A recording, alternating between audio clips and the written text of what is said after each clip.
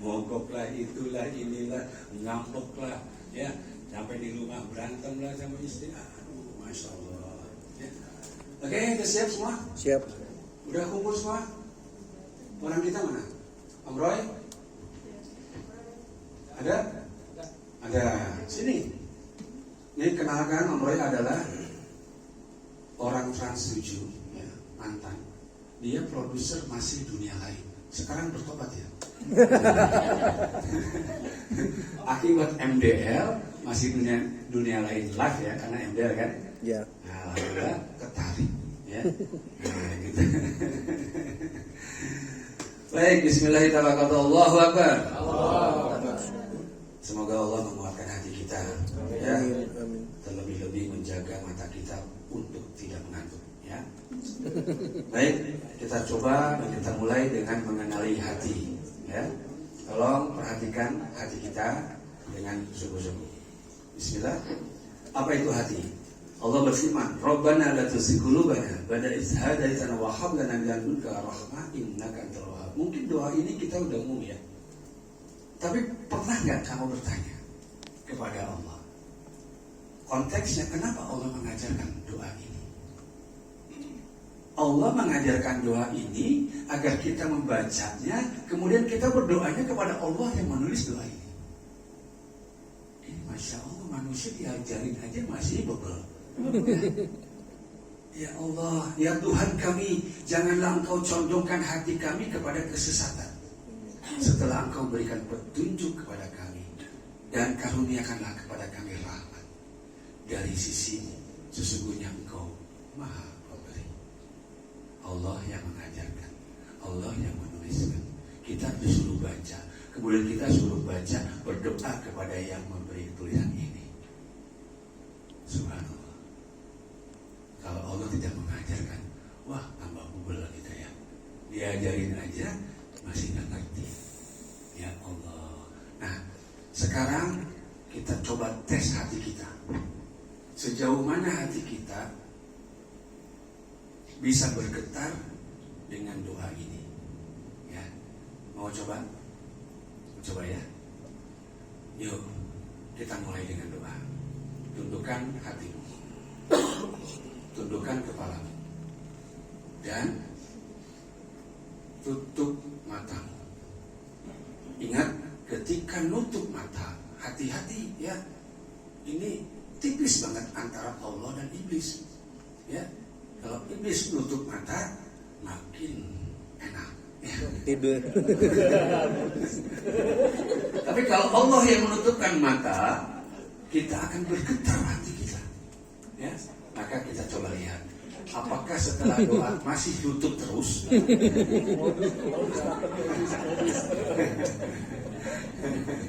Ya, bismillah. Agar doanya lebih khusyuk, lebih tawadu, ya. Saya akan iringi dengan irama yang menghantarkan hati kita, ya, menuju Sang Khalik, ya. Lebih mudah menuju Sang Khalik. Mudah-mudahan dengan irama ini kita bisa lebih khusyuk, lebih tawadu.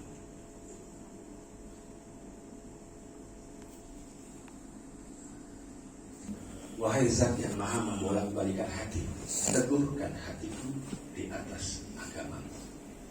Subhanallah. Rasulullah, seorang Rasul, diajarkan oleh Allah untuk berdoa, wahai Zat yang Maha membolak-balikan hati. Berarti Rasulullah paham hati seseorang itu dibolak-balikan, tergantung kedekatannya dia dengan siapa.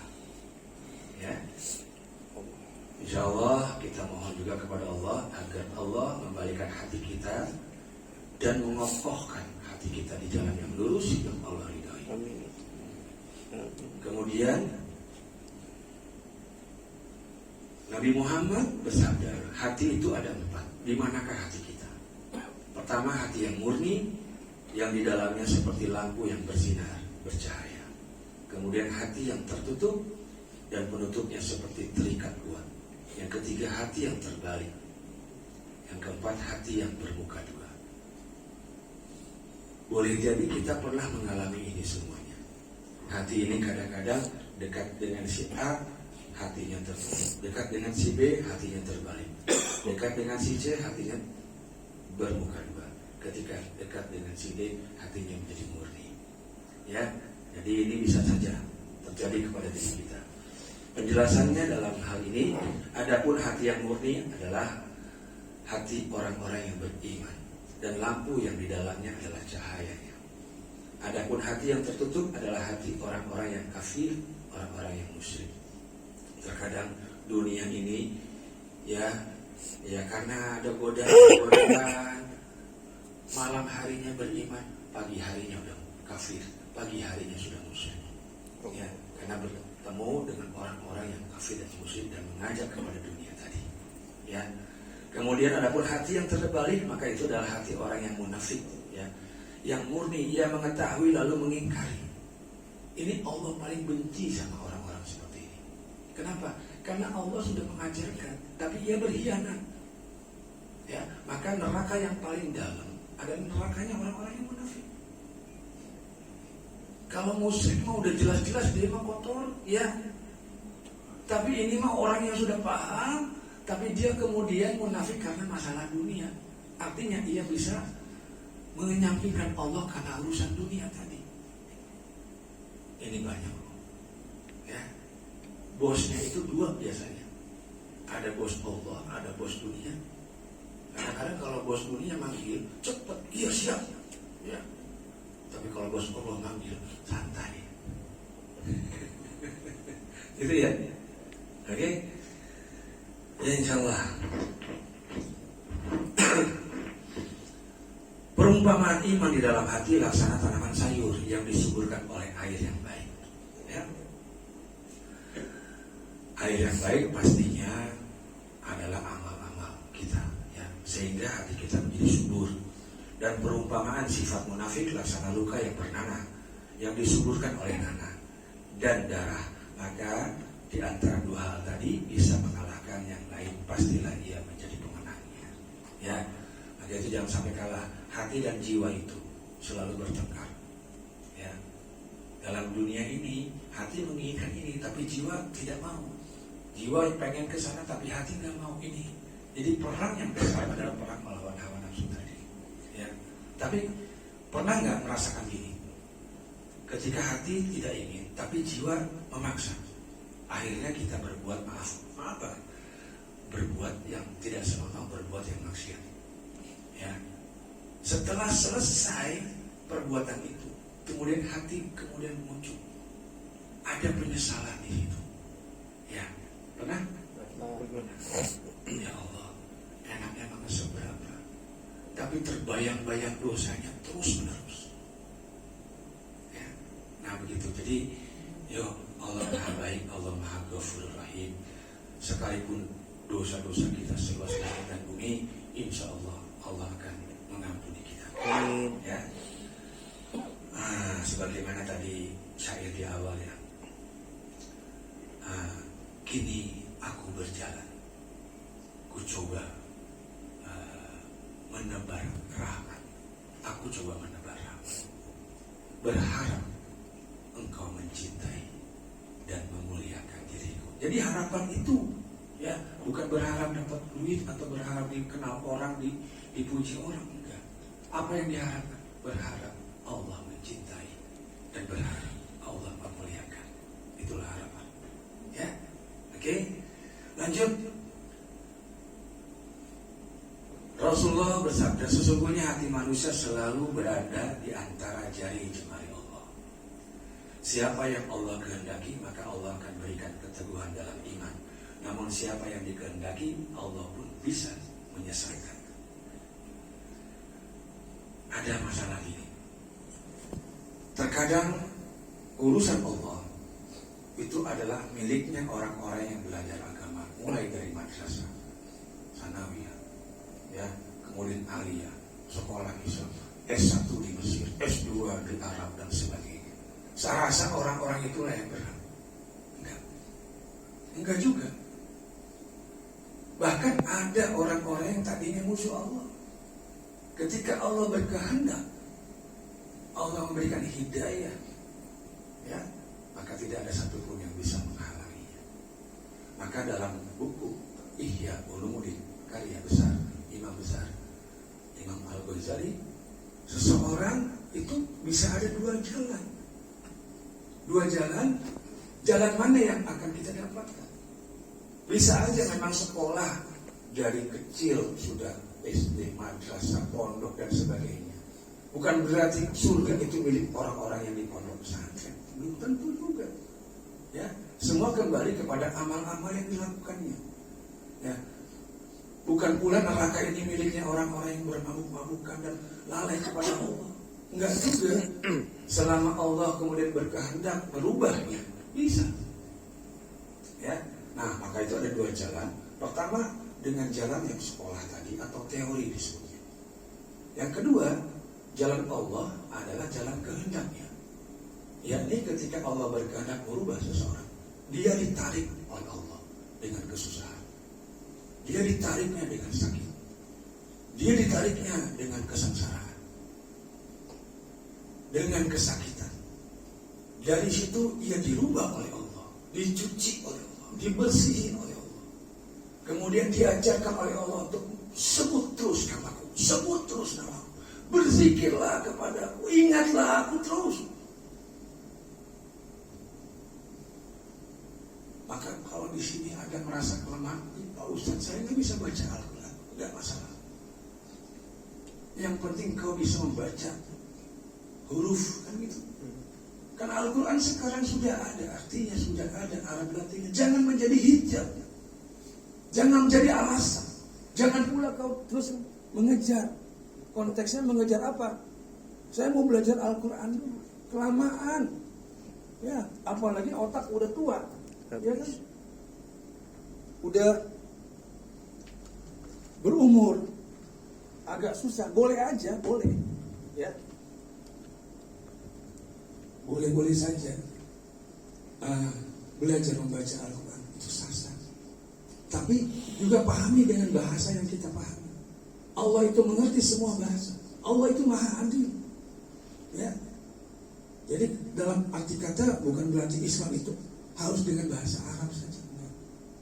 Saya mengatakan ini. Ya. Insya Allah Al-Quran memang bahasa Arab. Bahasa Arab. Tahu arti Arab? Ar-Rob. Ar-Rob. Ar ini bumi. Rob ini Allah. Arab ini adalah bumi Allah. Maka bahasa Arab adalah bahasa Allah. Itu secara makna. Ya. Nah jadi ketika kita memahami bahasa Arab, kemudian kita pahami dengan bahasa kita, bahasa Indonesia, maka doa pun akan semakin berkesan, betul? Semakin menyentuh ya. Nah itu. Bahkan bahasa semut aja Allah tahu, bahkan Allah yang menciptakan bahasa semut. Gitu kan?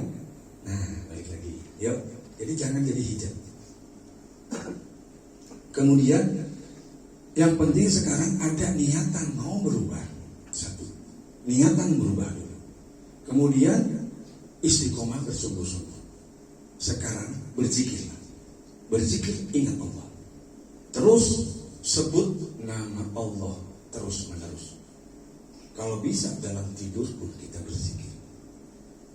Nah kalau dalam tidur ingat Allah, niscaya Allah ingat sama kita. Barang siapa ingat Allah, Allah akan ingat kepadanya. Nah, jadi dari situlah kita pahami. Jadi ketika orang-orang yang jalurnya jalur sufi ini disebutnya, dia bukan belajar dari orang-orang yang di pondok, enggak belajar, ya. Tapi Allah berkehendak merubah dia. Saat dirubahnya ketika di umur 20, dirubahnya ketika umur 30, dirubahnya ketika umur 40. Boleh-boleh aja. Itu hak Allah. Ya. Karena bahasanya begini. Ada yang muhib, ada yang mahbub. Muhib ini pecinta Allah. Mahbub itu dicintai oleh Allah. Kamu pilih yang mana? Dicintai. Dicintai. Karena kalau dicintai pasti Allah mencintai. Seorang pencinta Allah belum tentu dicinta sama Allah, gitu. Tapi seorang yang dicintai oleh Allah, yang mahbub, pasti Allah mencintai. Nah ketika Allah memilihnya, Allah ingin mencintainya, dirubahnya oleh Allah. Diajarkan terus untuk menyebut namanya, disucikanlah oleh Allah hatinya, jiwanya, ruhnya dibersihkan, ya. Maka insya Allah ketika seseorang itu melalui jalur sufi tadi, boleh jadi dulunya dia musuh Allah, musuhnya Allah, Allah benci sama dia. Tapi ketika Allah berkehendak mau merubahnya, dibimbing, kemudian dia melaksanakan sholat, kemudian dia terus melaksanakan ibadah-ibadah, berbanyak zikir terus. Nah, itulah yang disebut jalur sufi. Ya, disufikan oleh Allah, disifatkan oleh Allah, dibersihkan, disucikan hatinya. Sehingga ketika para ulama mengatakan jalan menuju Allah itu dengan dua hal. Hal pertama adalah ilmu. Hal kedua adalah zikir. Kalau nggak ada dua pondasi tadi, ya, maka tidak akan sampai. Nah, ilmu menghantarkan kita kepada Allah, karena ilmu adalah cahaya. Zikir adalah bekalnya. Kalau kita mau ke Surabaya, ada cahaya, ada kendaraannya, namun nggak ada bekalnya, nyampe nggak kira-kira? Tidak. Berarti bekalnya harus ada, ilmunya juga harus Ada. berilmu, belajar, terus berzikir. Besok belajar, besok berzikir, terus aja berzikir. Ketika berzikir, jangan menginginkan ingin bisa begitu, ingin bisa begini. Los saja, ingat saja terus sama Allah. Ya, nah ketika kalaupun ada keinginan boleh, saya ingin terus dekat denganmu ya Allah. Ya, saya tidak mau jauh darimu ya Allah. Nah, sehingga ketika Syekh Abdul Qadir mengatakan menuju Allah, menuju akhirat, harus talak 3 dunia, ya, menceraikan dunia, menceraikan pertama kesenangan yang melalaikan kita. Kedua, talak duanya keinginan tentang dunia, keinginan ini, ingin itu dimatikan. Sampai Allah hidupkan lagi keinginannya. Saya hanya ingin dekat dengan orang-orang soleh. Saya hanya ingin banyak-banyak di rumahmu ya Allah. Ya, nah itu keinginannya. Kemudian yang ketiga, harapan juga harus ditalak. Ya, karena ketika kita berbuat baik, harapannya ingin dibalas. Betul? Betul. Nah, udah matikan itu semuanya. Karena semua pemberi rezeki adalah Allah. Jadi insya Allah hanya berkata, jika kau taat dan takwa kepadaku, maka aku berikan rezeki yang tidak akan disangka-sangka.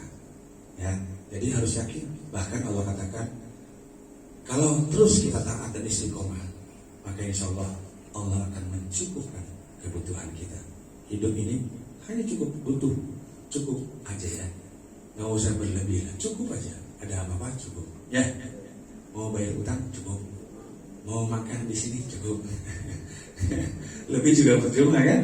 Ya, toh sekalipun beli makan yang mewah, pakai candlelight, berduaan, ya, pakai lilin, harganya 3 juta satu porsinya, ya kan? Wah, steak, begitu makanan datang, sudah di depan kita mau makan, baru juga mau potong bistiknya, steaknya, nggak taunya, selamat malam Pak, saya dari KPK. Cakep tuh. Itu makanan yang enak jadi enak kan? Tidak. Enggak enak. Ya, jadi pahit. Ya. Masya Allah, Bapak kena tangkap OTT. Mati. Apa yang terjadi di situ? Penyakit muncul, deg-degan. Kedua, was-was. Ketiga, mikir. Bagaimana kehidupan saya? Bagaimana istri saya? Bagaimana anak-anak saya? Bayangin, ya. Nah jadi tiba-tiba muncullah yang tadinya nggak mah, perutnya sakit mah, ya. Karena mikirin, ya, asam lambung tinggi, ya. Ya itu. Baik, biar cepat ya saya terusin lagi.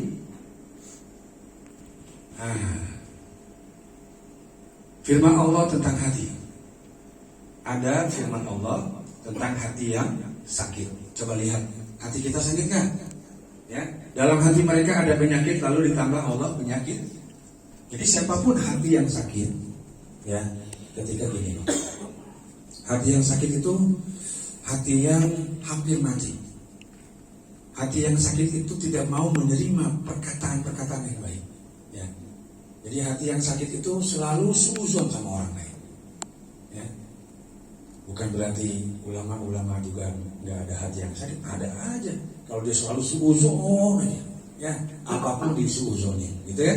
Nah, jadi hati yang sakit ini adalah hati yang sulit menerima kebaikan-kebaikan.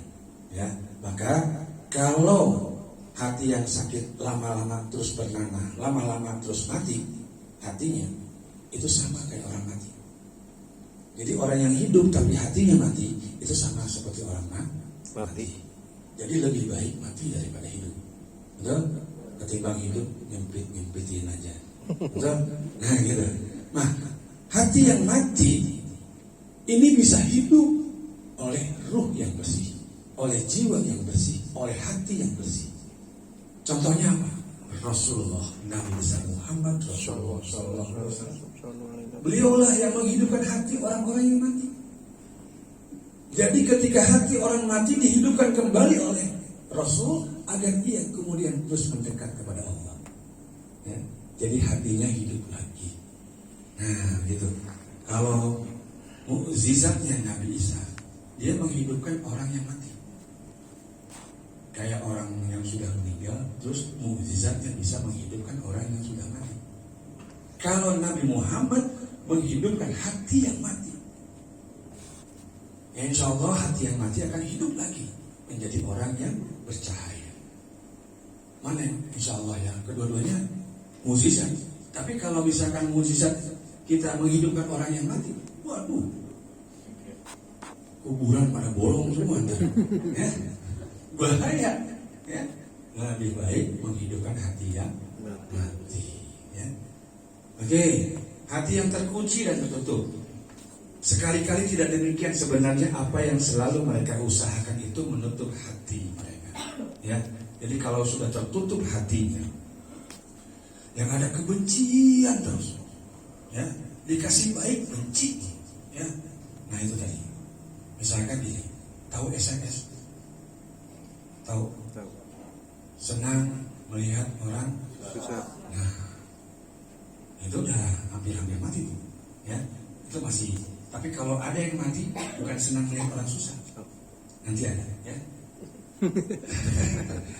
Allah telah mengunci mati hati dan pendengaran mereka dan penglihatan mereka ditutup, ya. Jadi kalau udah ditutup,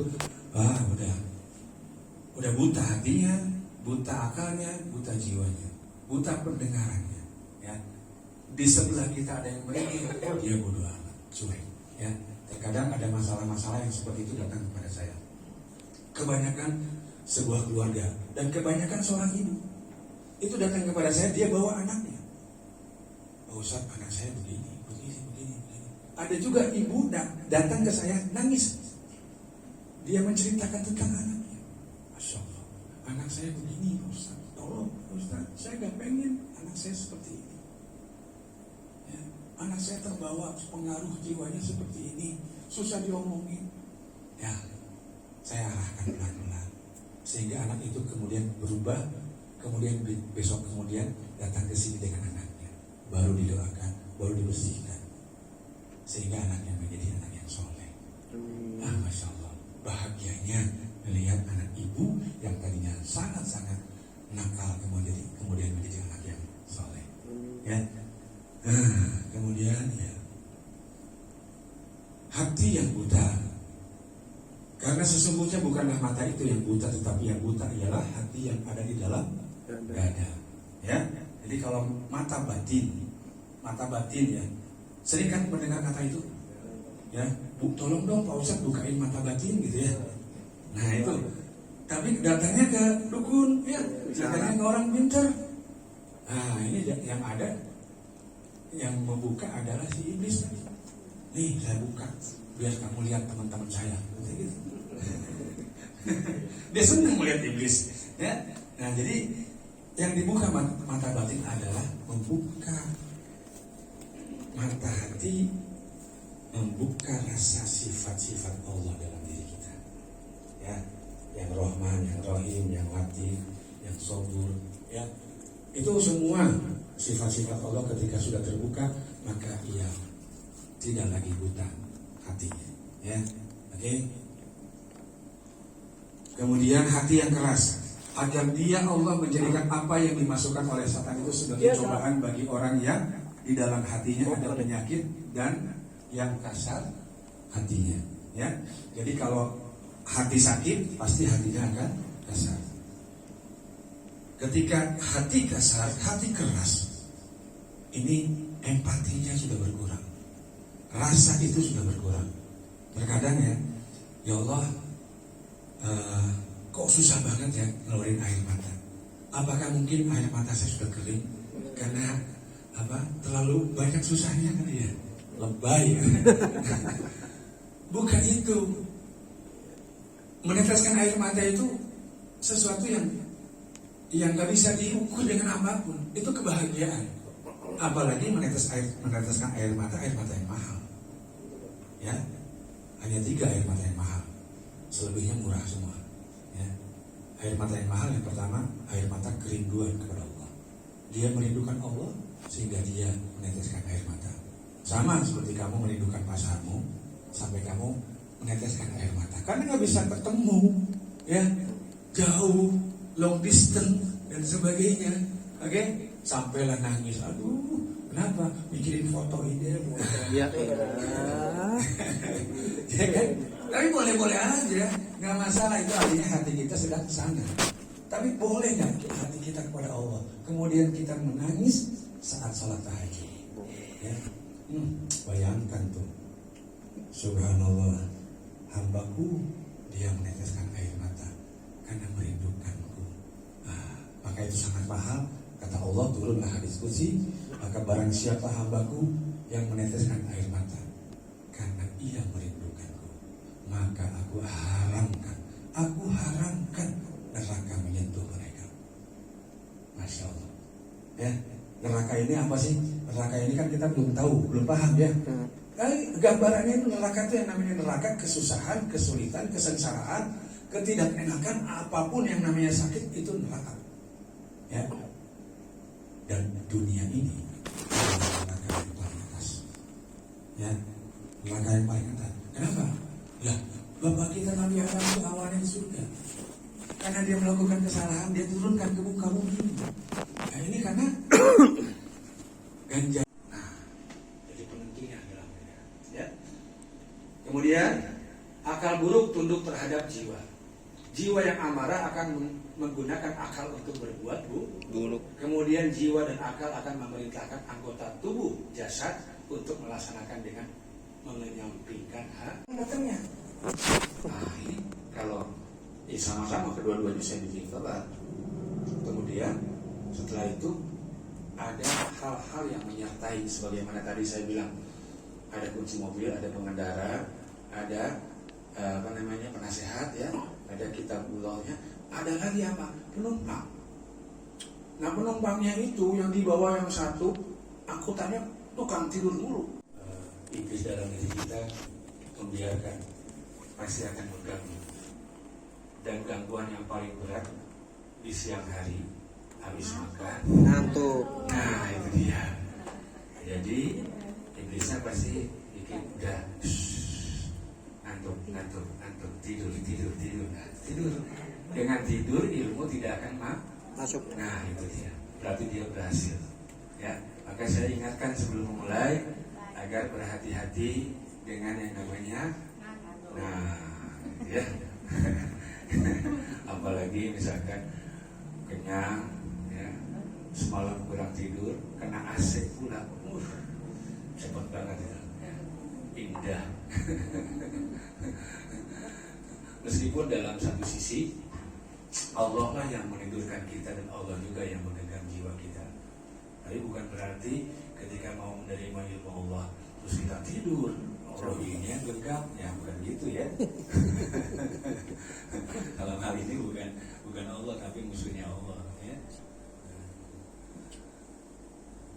Sebetulnya kalau kita sudah tahu kenikmatan yang paling nikmat, ya, di dunia ini kira-kira apa?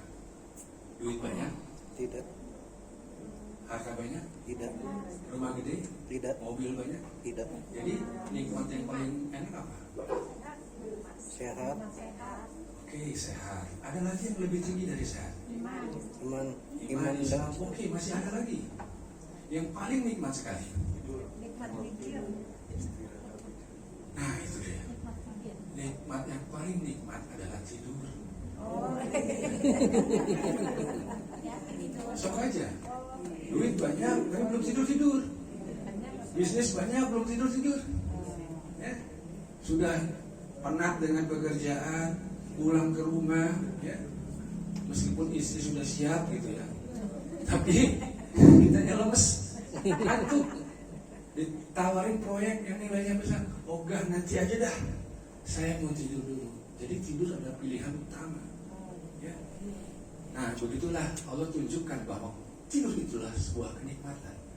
Maka orang yang ketika meninggal jiwanya tidur, nikmatnya sebagaimana nikmat tidur tadi. So, tidur yang 8 jam seperti sebentar ya. Iya. Coba kalau nikmat lagi tidur dibangunin baru juga tidur sejam, ngambek nggak? Pasti. Nah, itu. Ya. Padahal bangunin sama Marilyn Monroe gitu kan, udah kondisinya siap lagi sunnah Rasul, tetap aja nggak mau. Ya, yang paling nikmat adalah tidur. Maka itu ada istilah para ulama mengatakan surga, kenikmatan dalam alam barzah adalah sebagaimana kita sedang tidur. Gitu. Jadi nikmat yang paling nikmat. Oke? Dari Imam Al-Ghazali, ruh menghidupkan manusia. Selama ruh manusia ada dalam jasadnya, maka manusia tersebut akan hidup. Namun ketika manusia dicabut ruh atau nyawanya, maka ruh akan kembali kepada yang memilikinya. Maka jasad manusia akan mati.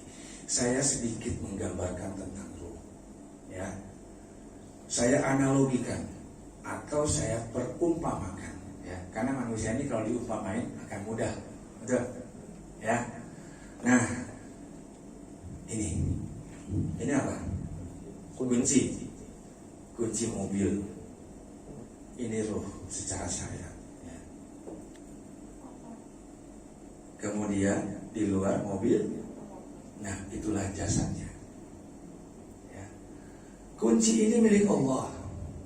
Allah meniupkannya ketika itu jasad berusia 40, ditiupkan, dimasukkan lagi. Kunci ketemu mobil, kemudian Allah yang meniupkan, atau katakanlah Allah yang menstarter. Ya, hidup kan? Hidup. Berarti kunci dan mobilnya masih berfungsi. Ya, masih bersih, belum berfungsi karena masih 4 bulan. Siap. Kemudian diturunkanlah, ya, ruh dan mobil hidup, tetapi tidak berjalan karena belum bisa melakukan amal-amal. Ya, nah untuk bisa melakukan amal-amal, Allah sertakan ada yang menyertai. Kalau bahasa Al-Quran disebutnya qarin. Tahu qarin? Qala qarinu Rabbana la adyatahu walakin kana dalalin lain. Qarin ini yang menyertai kita, ya. Atau bahasa juga ada orang yang mengatakan kembarannya kita, betul? Ya, nah itulah yang disebut jiwa. Jiwa itu yang mengendarai. Jadi yang mengendarai mobil itu adalah jiwa. Ruh, jiwa, dan jasad. Sudah? Kemudian mobil itu nggak akan bisa berjalan manuver dengan baik kalau tidak punya komputernya. Betul? Ya. Bensinnya bisa mengukur kalau udah mau habis, ya. Kemudian temperaturnya, itu komputer semua. Maka Allah karuniakan akal dalam kendaraan itu, ya. Akalnya sudah, ruhnya sudah, yang mengendarainya sudah. Masih Allah kurang. Wah, ini harus ada penasehatnya di sampingnya nih, ya. Di sampingnya kalau suami kita nyetirnya ngebut-ngebut, istri ngasih tahu kan, atau anak kasih tahu kan, jangan ngebut ya, gitu kan? Nah, maka diturunkanlah hati. Hati tempatnya sifat-sifat yang baik. Jiwa, Allah karuniakan memang jiwa itu selalu memiliki hawa nafsu. Ya. Nah, hawa nafsu ini terbagi-bagi mulai dari hawa nafsu yang paling buruk. Hawa nafsu paling buruk amaratun bisu'i kalau dalam Al-Quran, yakni hawa nafsu yang menginginkan keburukan-keburukan, tidak mau mendengarkan kebaikan-kebaikan. Ya, bayangkan jiwa kalau misalkan dikuasai oleh yang buruk, hati nggak didengar, kemana aja dia akan kendaraan itu.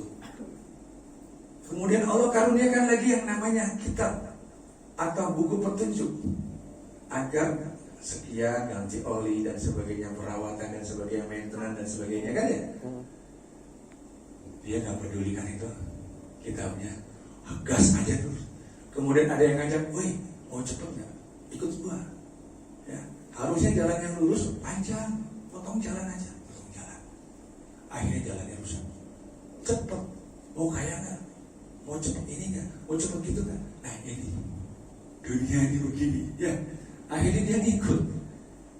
Kemudian terjadi apa? Karena jalannya motong-motong terus, jalannya rusak-rusak, ya tersesatlah. Kemudian kendaraannya kalau melewati jalan yang rusak, kakinya akan rusak. Iya. Ya, shock breakernya rusak. Ya, kemudian long terornya, ya pada goblak semua. Nah, itulah manusianya. Kalau secara manusia kalau motong jalan melulu, ya maka jangan heran kalau stroke. Karena kaki-kakinya rusak. Betul? Nah, itu semua adalah perjalanan. Ya, jangan sekali-kali kita menyalahkan makanan ataupun hal-hal yang tidak patut kita salahkan. Ya, harusnya kita melihat diri kita sendiri. Oke, sudah ingat, sudah gampang digituin. Ya, artinya diperumpamakan dengan analogi tadi, mudah kan? Nah, ketika Allah hendak mencabut ruhnya, berarti Allah mencabut Kunci. mati gak mobilnya? Mati. Kalau sudah mati, kira-kira Allah akan membalas keburukan si pengendara tadi, ya, apakah mobilnya yang dipukul atau pengendaranya yang dipukul? Pengendara. Berarti mobilnya akan kembali ke tanah lagi. Betul. Pengendaranya akan mendapatkan konsekuensi atas perbuatannya. Betul. Maka jiwa itulah yang menentukan kita ini masuk surga atau masuk neraka. Akal juga menentukan kita masuk surga atau masuk Neraka. hati juga sama. Nah, itulah kadang-kadang kita nggak lupa dengan hal ini. Kita repot dan sibuk membersihkan jasadnya, membersihkan mobilnya, nggak sibuk memperbaiki yang kendaraannya. Nah, maka kalau sudah sadar sekarang mau menjadi orang yang berakhlak mulia, berusaha menjadi orang yang berakhlak baik, maka yang dirubah adalah pengendaranya dan juga semua yang menyertai mereka. Ya, oke, paham sudah? Nah, jadi saya kasih contoh lagi, ya. Pak Teguh saya cubit sakit? Sakit kan? Tapi kalau Pak Teguh ruhnya sudah diambil, saya cubit Pak Teguh sakit? Ngomong aja nggak bisa. Ya. Iya, betul. Kemudian saya ambil golok, saya potong-potong aja, nggak ada teriakan aduh. Berarti yang sakit jasadmu ketika saya cubit atau ruhmu yang sakit? Sekarang kita bisa jawab ruh. Tapi emang jasadnya sakit. Nah, gitu. Jadi kalau kita sakit, berarti batin kita yang sakit, bukan jasad kita yang sakit. Betul? Ya, pahami ya? Ya, berarti pentingnya kita menjaga batin kita. Oke? Yuk.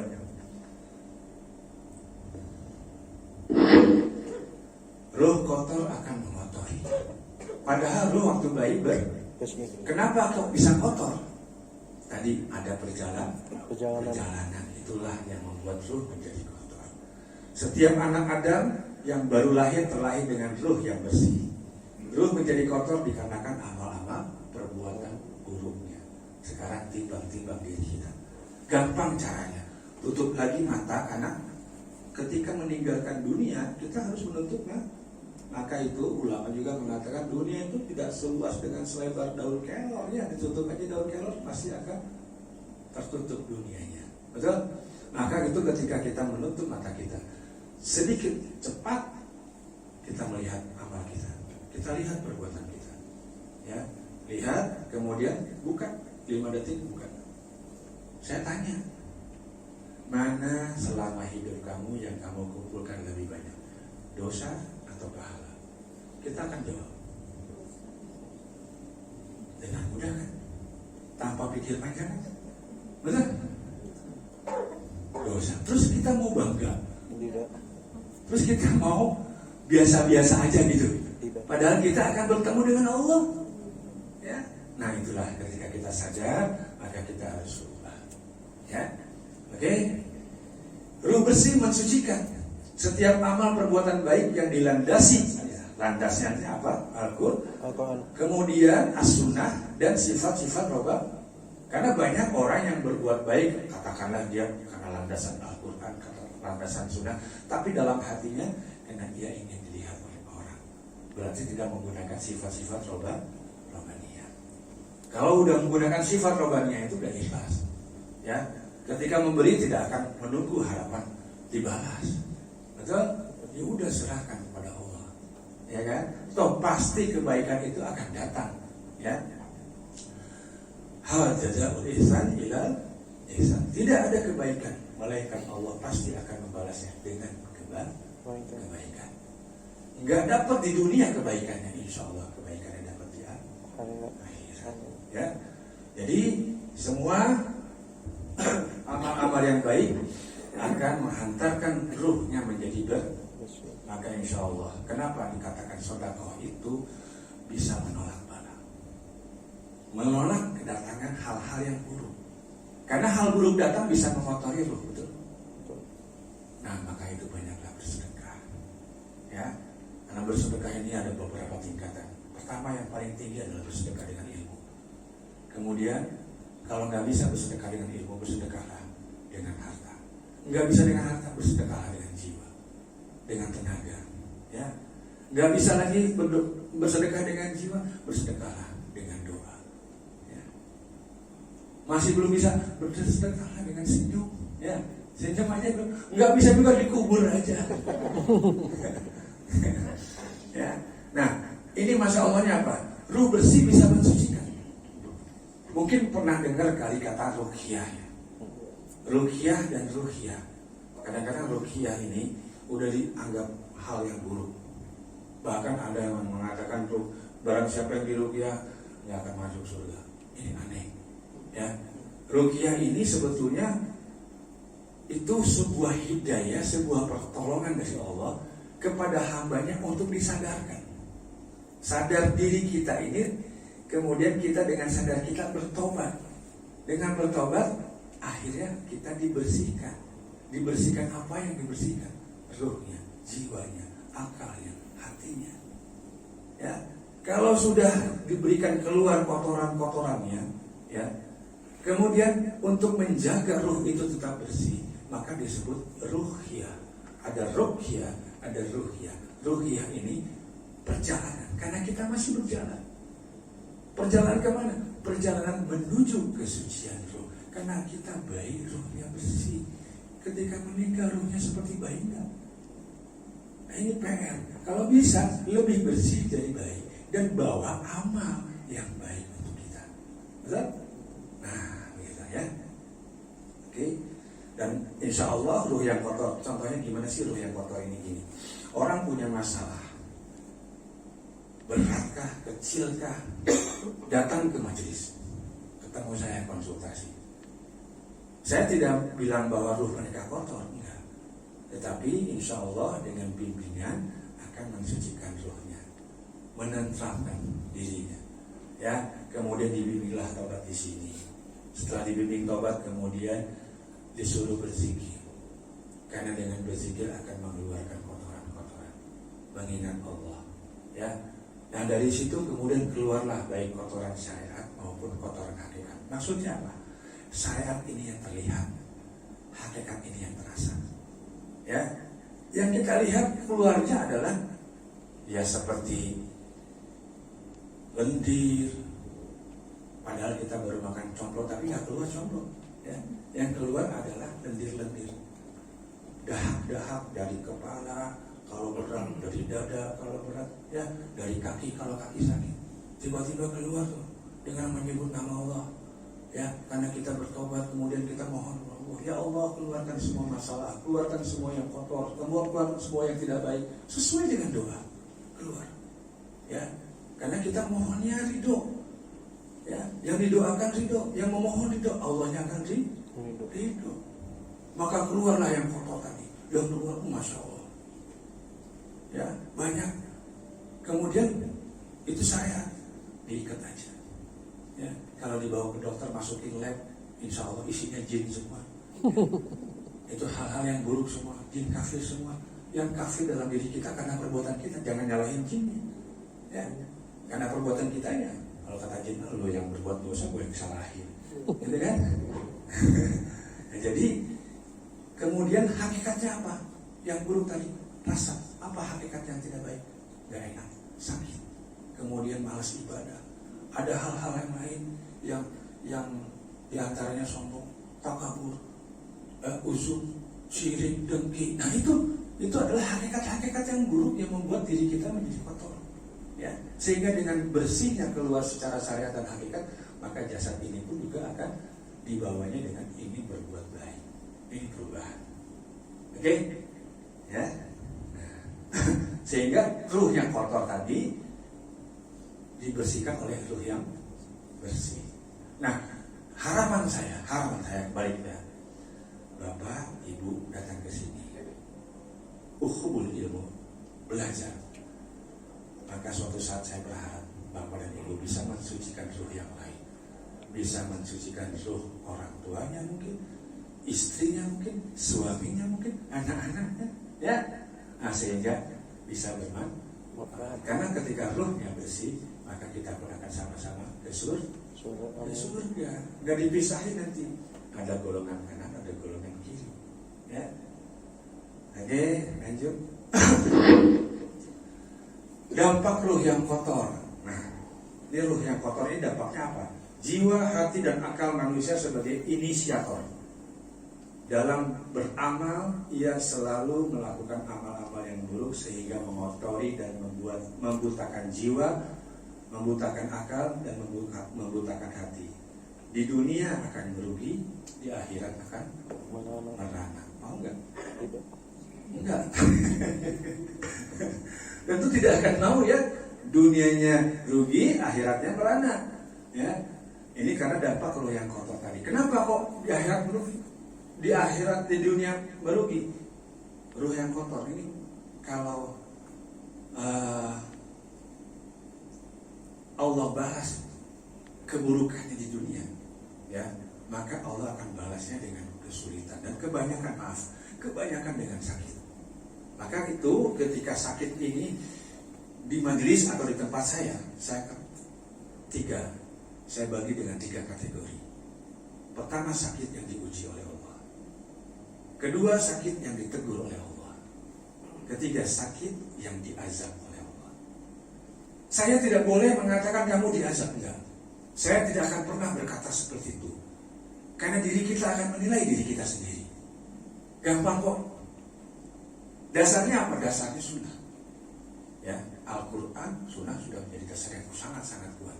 Ya, ketika kamu datang, Pak Ustadz, saya diuji. Ujian itu hanya diberikan oleh Allah kepada yang pertama, para nabi. Kita bukan para nabi, oke, yang paling berat. Yang kedua, para wali. Yang ketiga, orang-orang soleh. Orang-orang soleh adalah orang-orang yang selalu menjalankan perintah dan meninggalkan larangan. Nah, itulah orang yang diuji.